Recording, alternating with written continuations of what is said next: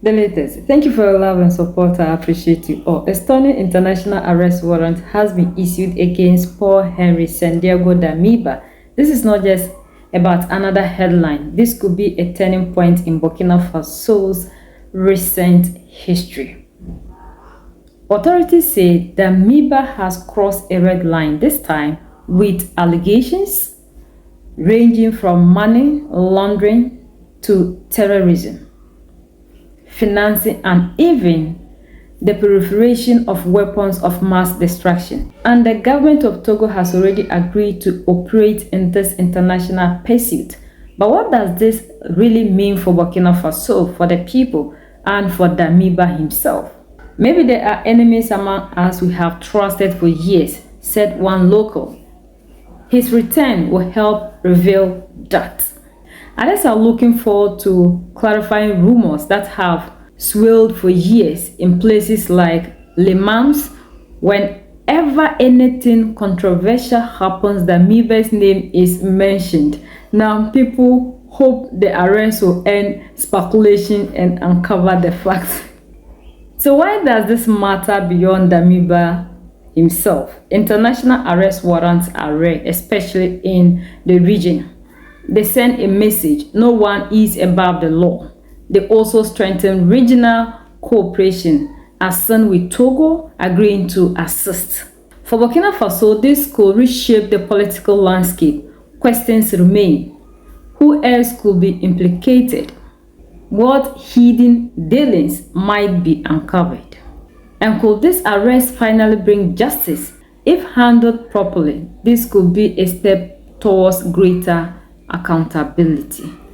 A lot of reactions across Africa, across everywhere. We are all talking about how we want Paul Henry Santiago Damiba to come and then answer questions. Former President Paul Henry Sandaogo Damiba is extradited to Burkina Faso according to this government communique. In the streets of the Burkinabe capital, the return home of the one who led the country for 8 months and is the subject of several accusations of destabilizing institutions, was eagerly awaited by the people of Ouagadougou. I think that in the course of Burkina Faso's history, when you observe, you can say that this is the first time we take such an action, especially towards a child of the country who misbehaved and is made to return. I think this act is already symbolic in its nature and also serves as a wake-up call, especially in our current context. Damiba in Burkina Faso. It's joy because he will answer for his actions, first of all. Because what he did, it was really not expected from him. When you have been unable to do something and someone else takes over, you must have the magnanimity to recognize that I couldn't do it, but someone else is doing it. So, Damiba in Burkina Faso, it's a return home. He himself must be happy to be able to return to Burkina. But under what conditions is he returning? He is returning as a traitor. Some Burkinabes expressed their complete disappointment with the actions of the former leader. A man who has spent his time since his exile in the Republic of Togo trampling on the values of dignity, patriotism, respect for human life, all in pursuit of solitary glory, a sheer greed for power. Because the school we inherited from colonization is not in line with realities.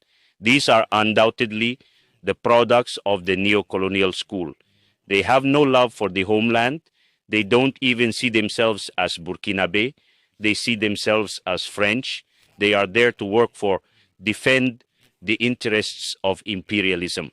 Former President Damiba must now face Burkinabe justice, a sad fate for a former officer of the Burkinabe army, according to these Waravilua, who remain convinced that Paul Henry Sandaogo Damiba simply deserves to be treated according to his actions. We welcome we welcome the extradition of Damiba to Burkina Faso because he will answer for his actions. Even if we don't like the current leader, we must love Burkina Faso because you led Burkina Faso for 8 months. So just because you don't like the one doing wonders today doesn't mean you should want to destabilize Burkina Faso. For other Waravulois, the extradition of President Damiba serves as a good example, a message sent to all those who would attempt to destabilize Burkina Faso. It will be one of the most prominent messages we will send to every individual in our territory, that they should know that in the current approach of our country, we will no longer tolerate a Burkinabe, whether a leader or not, regardless of their social status, to jeopardize the lives of millions and millions of Burkinabes who have placed their hope in this great journey we are undertaking. And I think that in the history of humanity, there have been traitors, but these traitors have been corrected. This must serve as a lesson. We want to move forward. We don't want to go back. We have taken the path, and it's a path of no return. So anyone who tries what Damiba tried should be treated the same way traitors are treated. The citizens of the Burkinabe capital commend the sincere collaboration of the sister Republic of Togo, a collaboration that enabled the extradition of former President Damiba.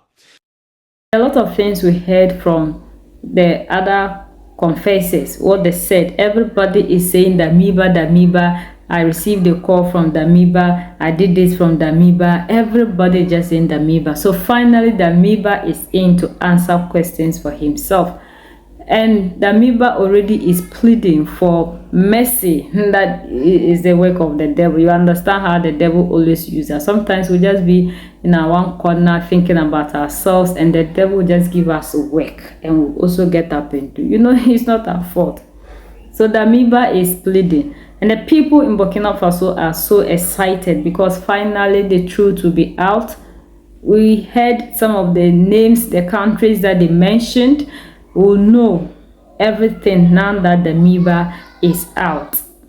And like they said, sometimes maybe we have some trusted people we never expected. Now that Damiba is here, we'll get to know everything about the people we are living with who pretend that they love us, they love the African, they speak good of the continent, and yet they are the sellers, because such people is very difficult to determine. You understand? So Henry Damiba will just open up everything. He will let the cat out of the bag, and then we'll have our peace of mind. But will this end everything after the arrest of Damiba? Because it's not Damiba alone that is doing it. It is a network. And the confessors told us earlier on that the money is coming from France to Ivory Coast before they do the distribution. So it is a network, and this could tell us that, or this could mean that there are other actors aside Damiba. Maybe Damiba is the boss and he might have assistants. After his confession, we'll get to know a whole lot. But I don't think that these people will stop at nothing. France's economy is in bankruptcy. That one we know for sure. Things are not going well with France, and France is bent on surviving, and France is only surviving on its colonies.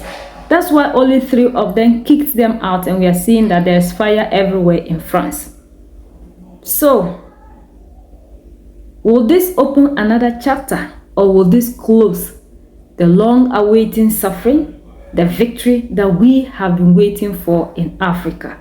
It's only time that will tell us. And as all in all started, if they should continue this way with life and in good health, I am telling you, Mali, Niger, Burkina Faso will be the Libya we once read. Not this one. The Libya we once read or heard when Gaddafi was still alive. We are the only ones that can set ourselves free. United we stand, divided we fall. And united we keep standing forever and ever. The greatest enemy of the African is mental slavery. So let's decolonize ourselves from mental slavery. Let's keep sharing to educate our brothers and sisters. Together we'll make Africa great for ourselves and the next generations that are going to come. So that's the latest around the world in Africa, West Africa, and in Burkina Faso.